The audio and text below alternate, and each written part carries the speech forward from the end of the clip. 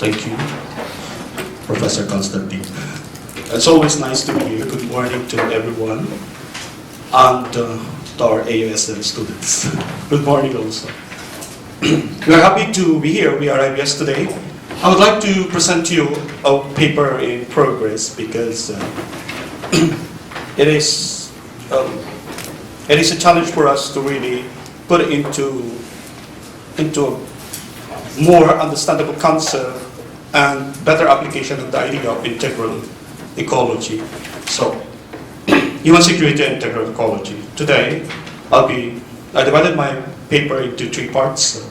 I'll give you some preliminary notes on human security and its characteristics and framework, and then a little of integral ecology, and some thoughts and ideas on building human security through integral ecology.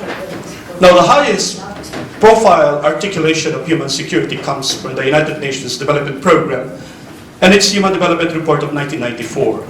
And this has already become famous all over. And according to this report in 1994, human security means protecting fundamental freedoms that are the essence of life. What are these freedoms? Number 1, what are the things that we are protecting in human security? Protecting people from critical and pervasive threats and situations, that's 1. Second is using processes that build on people's strengths and aspirations. And number 3, creating political, social, environmental, economic, military, and cultural systems that together give people the building blocks of survival, livelihood, and dignity. Now, human security as a term, as a concept, is rather vague for some years because of these 2 conflicting concepts.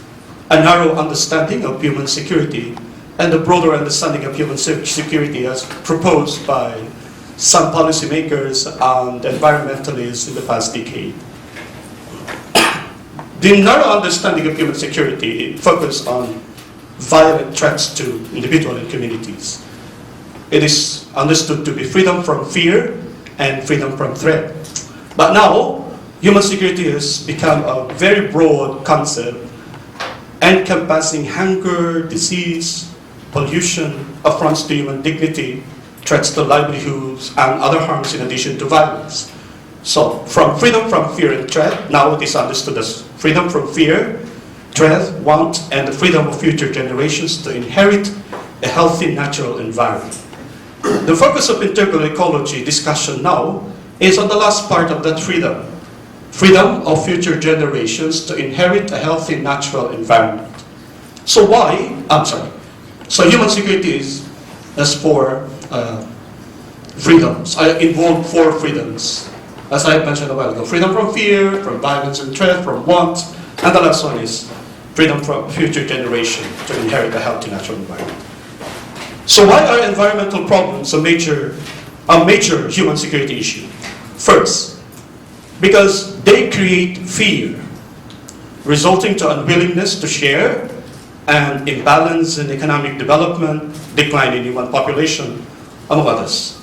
They also breed violence and threat, resulting to segmentation of society and the dissolution of cultural heritage, war of the fittest, international misunderstanding and conflicts, resource capture, or when big business establishments capture a particular resource, thereby disengaging those who were using that particular resource before. Now they become consumers of the resource that they once used. And also ecological marginalization, among others. It is also a security issue because environmental problems produce and reinforce want, resulting to unwanted deaths, decrease in production, hunger, disease, and others. They also disenfranchise or deny future generations of healthy natural environment, resulting to intergenerational injustices, psychosocial imbalances, paranoia, new diseases, and also decreased life expectancy among others. So environmental problem is now becoming a central issue in human security discussions. Now, integral ecology came into the picture lately, although it is not entirely new, because of one document that was issued by the Holy Father, Laudato Si, on the care of our common home. It is now seen by some and by many as a game changer on the climate change issue. And it was welcomed with enthusiasm by environmental activists, world leaders. In fact, it has been a topic in COP discussion in Paris this month, and even local and international institutions. Central in the document is integral ecology, seen as a new paradigm of intergenerational environmental justice and common good. So what do you mean by integral ecology then? Well, as I have mentioned a while ago, integral ecology is not entirely new. It has been there since 2000, even earlier than that. And the ideas of Wilder, and specifically in 2009, when Eldjorn, Hartens, and Zimmerman published their article, An Overview of Integral Ecology, a Comprehensive Approach to Today's Complex Planetary Issues. And they conceptualize integral ecology as a comprehensive framework for characterizing ecological dynamics and resolving environmental problems. It is the study of subjective and objective aspects of organisms in relationship to their intersubjective and interobjective environments at all levels of depth and complexity. Let's understand this framework. According to integral theory, made famous by Wilder, there are at least 4 irreducible perspectives: objective, interobjective, subjective, and intersubjective, that must be consulted when attempting to understand and remedy environmental problems. These perspectives are further represented by 4 quadrants: the interior and exterior of individual and collective realities. I will show you later on the diagram of that. These 4 quadrants represents the intentional, cultural, behavioral, and social aspects of ecological issues. Here is the framework. So if you look at the upper left, that's intentional. This is the 4 quadrants. Upper right, you have the behavioral. Lower left, cultural. And lower right, social. According to the concept of integral ecology, when resolving a particular environmental issue, you need to consider all these aspects, or else you may not be solving an environmental issue. You will only be solving a particular part of that environmental issue. So it will not solve anything.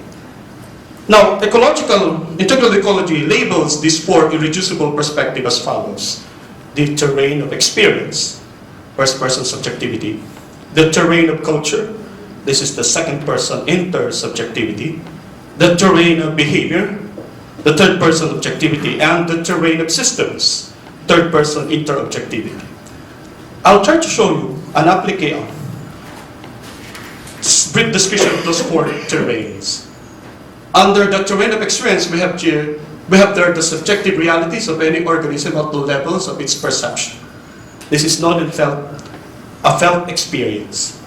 On the exterior or individual, we have the terrain of behaviors. These are the objective realities of any organism at all levels of its organization. This is known by observation.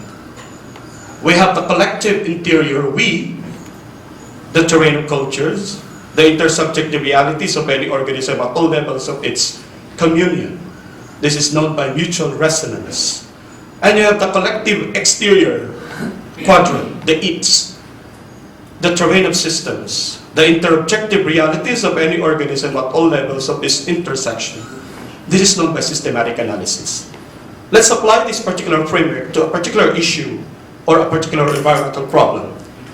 Toxic emissions, for example. Now, toxic emissions, what are the things that individuals experience at the interior of the individual, at the upper level? You have there under individual experiences, you have psychological level, the level of experience in psychological level, there's states, beliefs, conditions, pathologies, individual attitudes, fears, greed, hate, delusion, personal inquiry, transformative practices. On the individual behavior side, this is the upper right. If you still remember that diagram, this is the exterior, terrain of behavior. You have health of the organisms, physical effects, behaviors impacted, behaviors involved. The collective systems on the lower right, you have ecosystemic impact, social factors, economic variables, political dynamics, and the institutions involved in toxic emissions. And in the lower left, collective interior, we have collective cultures, the ideologies involved, in toxic emissions, worldviews, religious systems, group values, multiple perspectives, mutual understanding, disciplines. According to integral theory and integral ecology, all of these are very important in resolving the issue of toxic emission. So you cannot just look at ideologies. You cannot just go out rally on the street because ideologically you are against toxic emission. But there are other issues that you need to consider, and there are other issues that you need to include in your argument against toxic emission. Now, what's the understanding of Laudato Si, the document on integral ecology? Now, the whole idea of integral ecology in the encyclical letter rests on integral theory and integral ecology, as I presented a while ago. It believes that everything is closely related. In considering solutions to the environmental crisis, we must seek comprehensive solutions which consider the interactions within natural systems themselves and with social systems. Integral ecology is a new paradigm of justice, an ecology which respects our unique place as human beings in this world and our relationship to our surroundings. It says the analysis of environmental problems cannot be separated from the analysis of human, family, work-related and urban contexts, and of how individuals relate to themselves. So the integral ecology of Laudato Si involves 5 things. You have the environmental ecology on top, and then you have economic ecology, social ecology, cultural ecology, or human ecology. Probably, many of us is hearing cultural ecology for the first time, that there's such a thing as cultural ecology, or even social ecology, and economic ecology. So let's take each one of them. What do you mean by environmental ecology? Well, when you say ecology, we know this, many of you are in the sciences. It is the interaction of a living organism to the environment where it developed. That's what we call ecology. Under this, we believe that the environment cannot be considered in isolation. Nature cannot be regarded as something separate from ourselves or as a mere setting in which we live. Nature is not just a domicile. It is not just a place to live. Its environmental ecology then seeks comprehensive solutions which consider the interactions within natural systems themselves. Economic ecology. It is believed that the protection of the environment is in fact an integral part of the development process and cannot be considered in isolation from it. Development cannot be prevented. We really need to develop things, our surroundings and our planet. But in the process of developing it, we should not consider that the environment is part of that development. The analysis of environmental problems cannot be separated from the analysis of family, as I mentioned a while ago, which leads in turn to how they relate to others and to the environment. Social ecology. The health of a society's institutions has consequences for the environment and the quality of human life. Every violation of solidarity and civic friendships harms the environment. Whenever a particular society or group, they have a social issue or social concern, the environment is also affected. It is not just a human phenomenon, it is also an environmental phenomenon. Institutions then need to develop to regulate human relationships. Anything which weakens those institutions has negative consequences, such as injustice, violence, and loss of freedom. Cultural.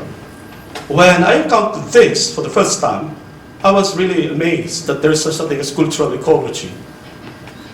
Cultural patrimony is part of the shared identity of each place and a foundation upon which to build a habitable city.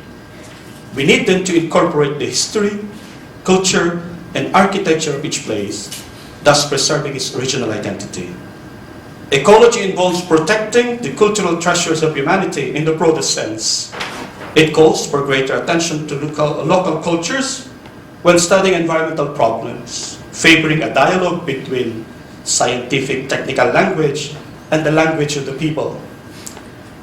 It attempts to resolve all problems through uniform regulations or technical interventions, can lead to overlooking the complexities of local problems, which demand the active participation of all members of the community.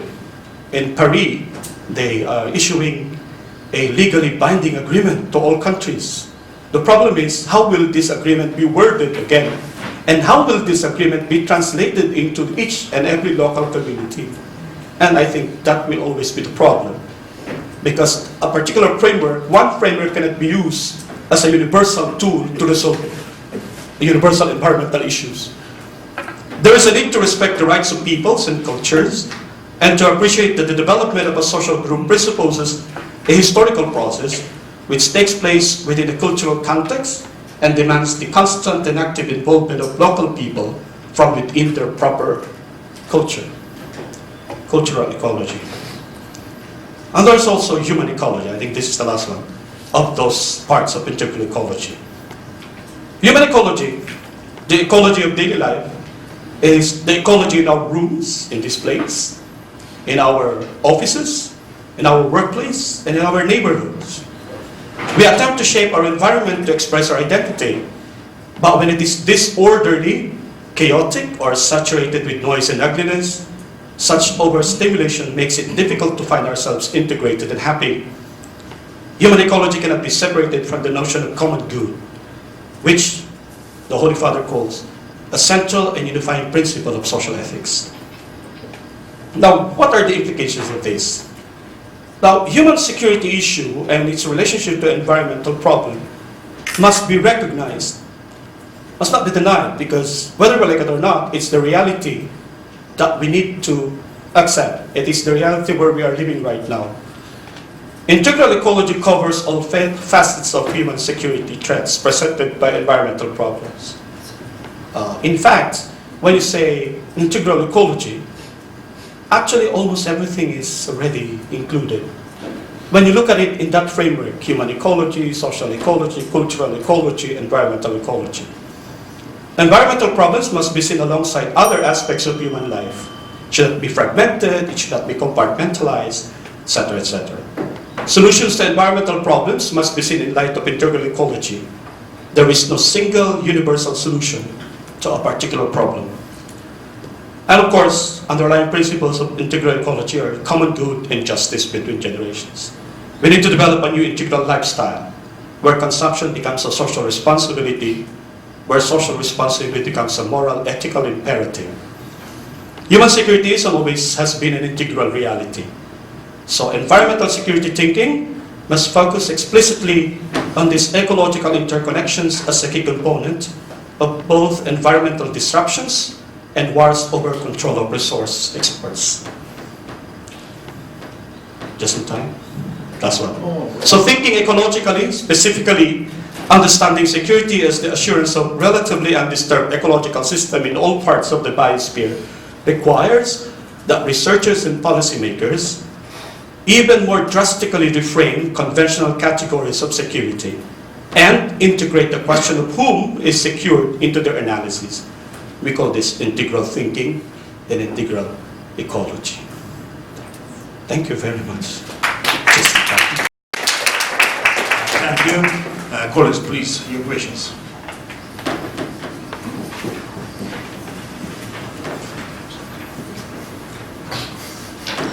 Hi. Do you think that integral ecology is different from the conceptions of ecocentrism or biocentrism? I think it integrates all these perspectives.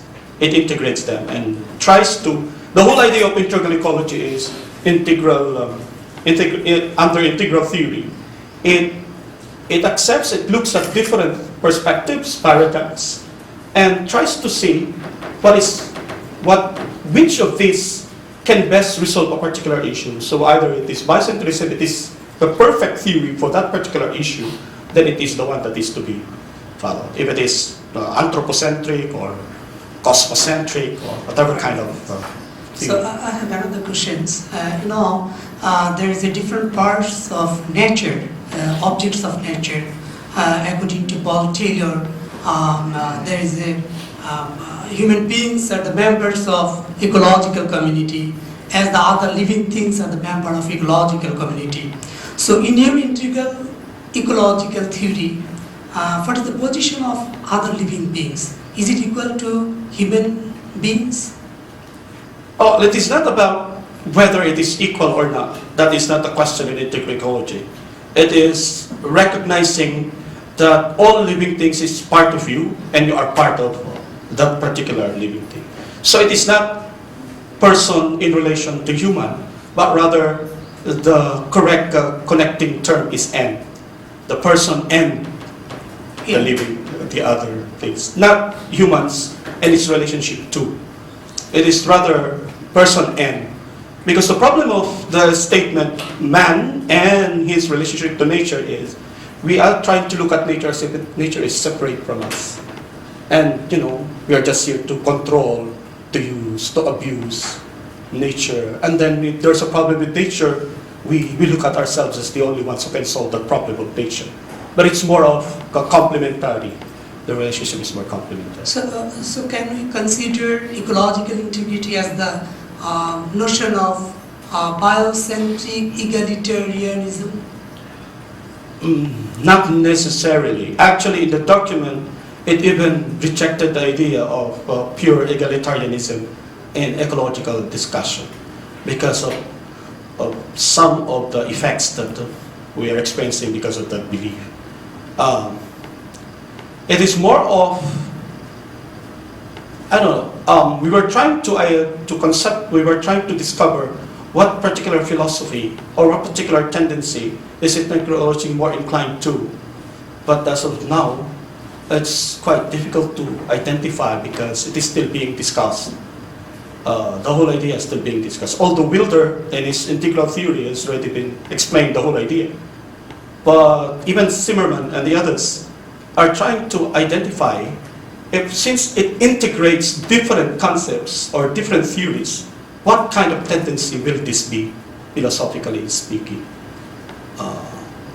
Probably you can write something about it and then share it to us. Okay, thank you. Yes. I have a question. Thank you for your talk. Actually, I read the encyclical Laudato Si, and it's quite pedantic, but it's very noteworthy document. But one thing that Pope Francis underscored was the interrelatedness of humankind and nature. But then I think however interrelated human and nature is, there really is a dichotomy of humans and nature. So is it possible that in your abstract here, preservation of the patrimony of nature and patrimony of mankind, is it possible that these two coexist with the same level of significance, or one has to take precedence over the other? I can give you two answers. One is the philosophical one. Philosophically speaking, they cannot be even. Yeah. We know that from the concepts of Plato, Aristotle, even the other philosophers. We know that man, being the rational creature on earth, things like these, and the soul, all these discussions really will tell you that humans are quite different with other creatures, animals, and plants. I can give you a more practical answer if you want. I would rather say I would like to propose an idea that I and the plant and the animals, we are at the same pedestal, on the same level, because my background is more on the philosophy. So I would rather believe that no. But I would like to underscore Laudato Si's insistence that it is, since we are seen as stewards of nature, so still the idea is humans are higher than nature and we are supposed to take good care of it because they serve our purpose and we must also serve them in such a way. One last question. Since I read that document and it is addressed to all the peoples of the world, then there must be some efforts towards ecumenism, meaning like it should encompass Yes. all faiths. So Yes. what are your Before the conception of the encyclical, the Pontifical Academy of Sciences was convened in Rome.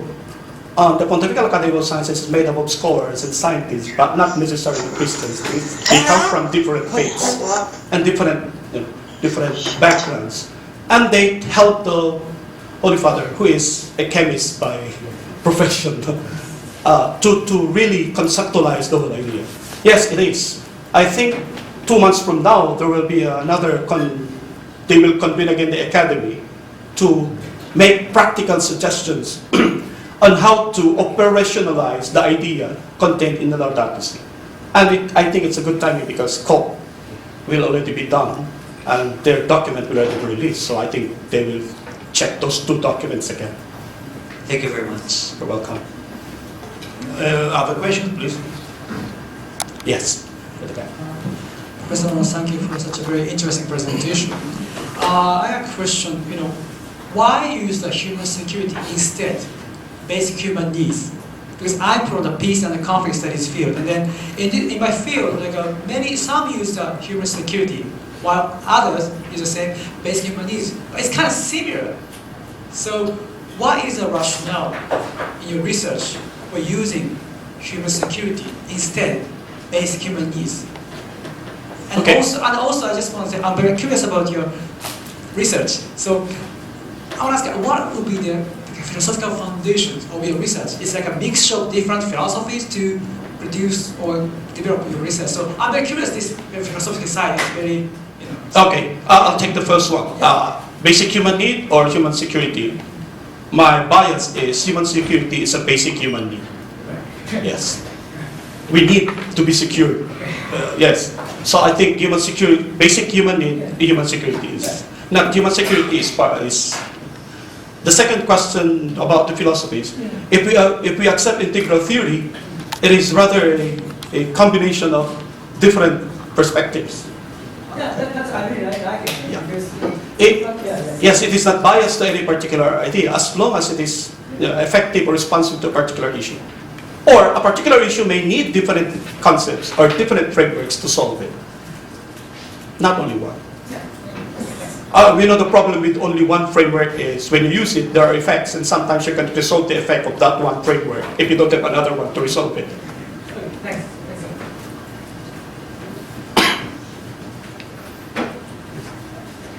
Please.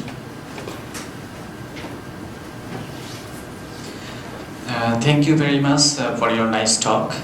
So now I would like to ask you one question. That is, you mentioned the human ecology, integrated ecology. And we know that terrorism is now a burning question in the world, and many people, innocent people, are dying every day.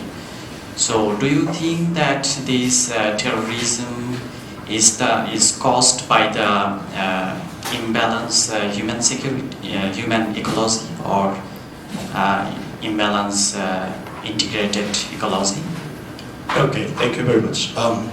We all know that social problems arise because of imbalances in society.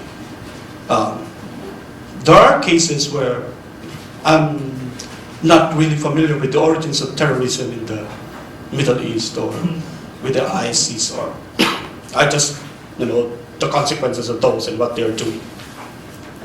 But one idea, for example, in human security, and I don't know if this is considered terrorism or not.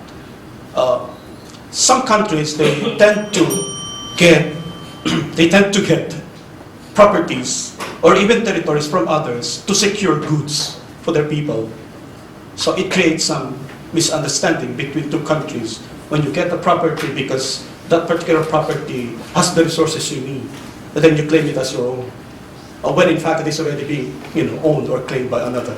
So it becomes a human security issue in terms of relationship between nations. Is terrorism related to environmental security or human security? Well, if I consider cultural ecology, social ecology, yes, indeed. Like, for example, what's happening with what ISIS is doing in the Middle East, destroying cultural patrimony, cultural properties, cultural heritage, and even the practices and cultures of specific groups of people in that area. It really is an ecological issue when seen under integral ecology concept. Social, the breakdown of social institutions in territories where terrorism is, it really does. It's an ecological issue in that case, if seen as in the integral ecology concept. So, I cannot give you an answer whether terrorism results from specific breakdown in ecology. that I cannot give a definite answer. Yes, Thank thank you. you very much. Thank you.